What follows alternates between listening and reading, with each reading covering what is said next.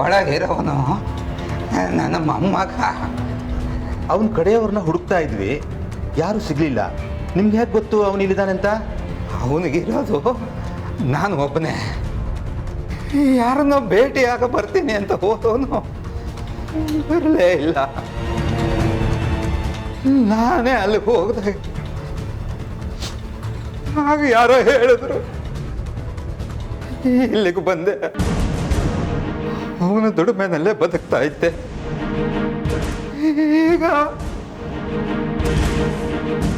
ಹೇಗೆ ಬದುಕಲಿ ಸರ್ ನಾನು?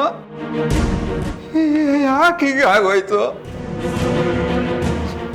ನನ್ನ ಮೊಮ್ಮಗಿಗೆ ಯಾರು ಸರ್ ಈಗ ಆಕ್ಸಿಡೆಂಟ್ ಮಾಡಿದ ಪಾಪಿಗಳು? ಹೇಳಿ ಸರ್, ದಯವಿಟ್ಟು ಅವರು ನೋಡೋದಕ್ಕೆ ಬಿಡಿ ಸರ್.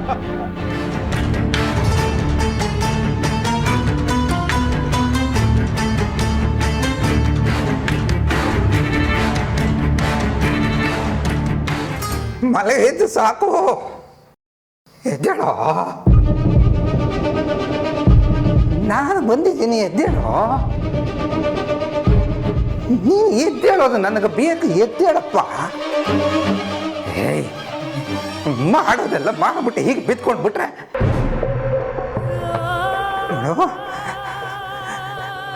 ಇದರಿಂದ ಯಾರಿದ್ದಾನೆ ಅಂತ ನಿನಗೊಬ್ಬಂಗೆ ಗೊತ್ತಿರೋದು.